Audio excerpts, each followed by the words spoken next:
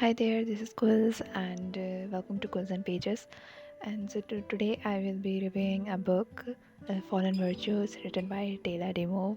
This is the first book in the series, and this is also her first book.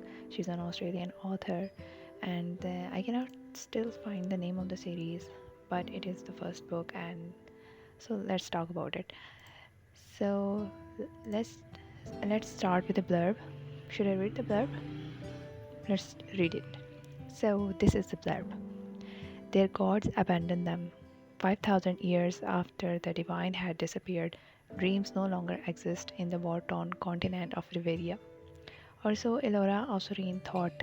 However, when visions and disembodied voices warn her of a dark future ahead, she starts to question everything she knows about the divine and their heritage. As Elora attempts to make sense of her new abilities, hope of an escape from her uncle's harsh rule arises in the unlikely form of Prince Andros, her latest potential suitor and possible executioner, who has his own agenda. Thrust into a world of shadows and deceit, Elora is forced to choose between protecting her secret or facing her brewing feelings for the ruthless prince to survive.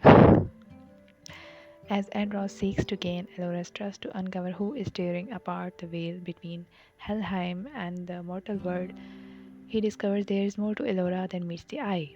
Hiding a power feared by the divine themselves, she could be the key to a prophecy that could change their world forever.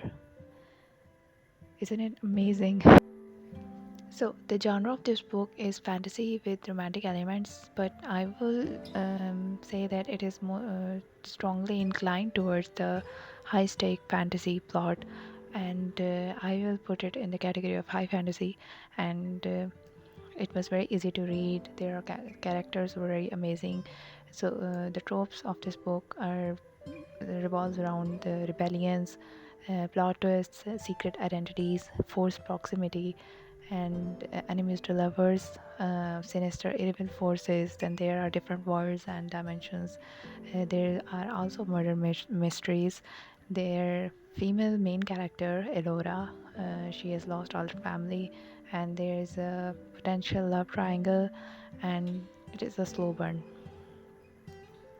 So let's get to the reviews. So my review of this is that first of all, I would like to thank Tyla for choosing me to read her book. This book is a gem, and it was written very well written. And after reading it, I couldn't stop thinking about it. From that book, I started to thought that I should talk about it more. It was not a cozy read, and it was dark, has dark themes, but I love this kind of books, so I felt right at home. So there are some trigger warnings which you have to check out before starting this book. Um, in short terms, Elora is a prisoner in the castle, and there is her uncle is ruling. He's the king of the realm of this country, and he's a very harsh ruler. He kind of he has kind of imprisoned Elora, and her brother. She has a brother, Ronan. He's off to fight a war, and nobody knows what kind of war, but he has to fight a war, so he was sent off to fight there. And she had a friend, Kieran, which she hadn't seen in 10 years, and she was very, very alone in the castle, like imprisoned and alone, and she's heavily guarded all the time. She only has one friend there, Sophia, and the bond she shares with her is very beautiful. Actually, I love their friendship. And otherwise, most of the time Sophia would go to travel with her parents, and she leaves Elora behind, and in those times Elora is really, really alone, and it is kind of a miserable existence for her. So the story starts here that there is a birthday of princess's birthday, and there are many high officials from other countries are invited. Among them is also Prince of Tethron, who comes to the castle with his men, and his uncle is trying to achieve some political gains.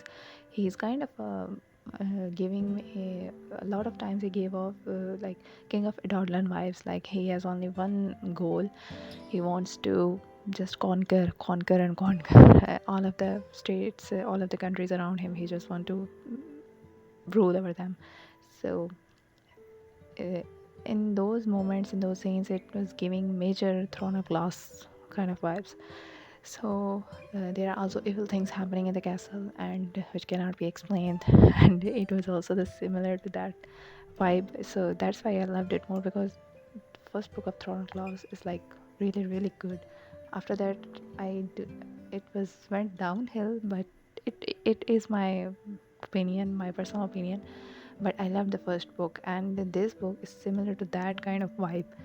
Like Elora is trying to solve the mysteries, what is, and she's trying to solve the mysteries of the past. Like they don't know history, they don't really know history as it should be told. Their history is removed. Their like kings and queens of the past of her family has removed the history, and they are killing the magical people in the country. So it was kind of a mysterious, and I was like very invested to know what exactly is happening. And the way the book revealed slowly some mysteries, and then some are shrouded, some are revealed, and it was a really great way of writing actually.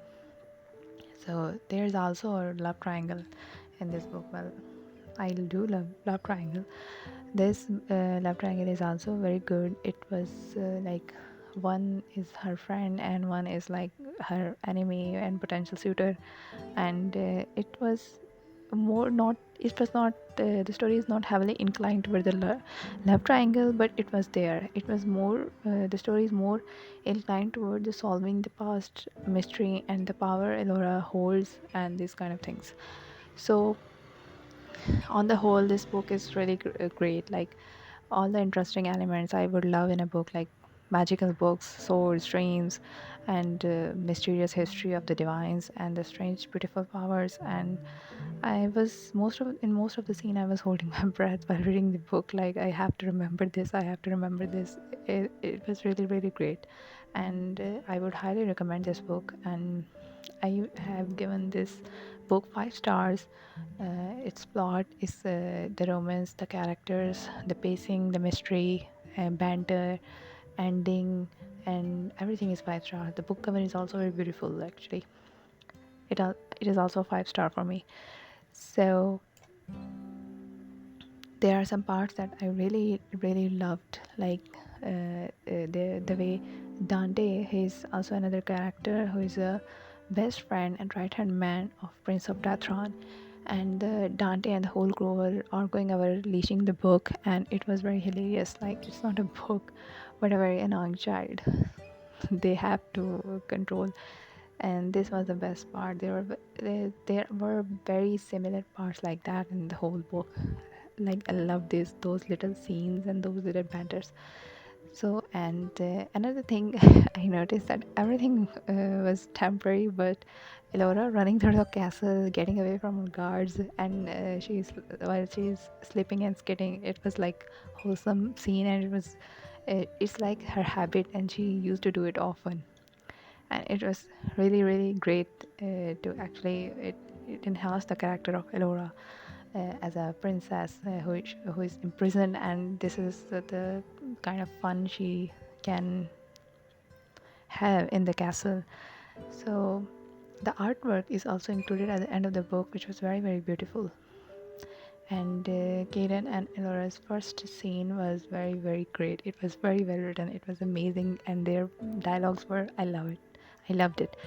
So I recommend you to read the books. I There are links down in the description below. You can check it out of yourself, and it is also on KU, so it will be easier for you to read.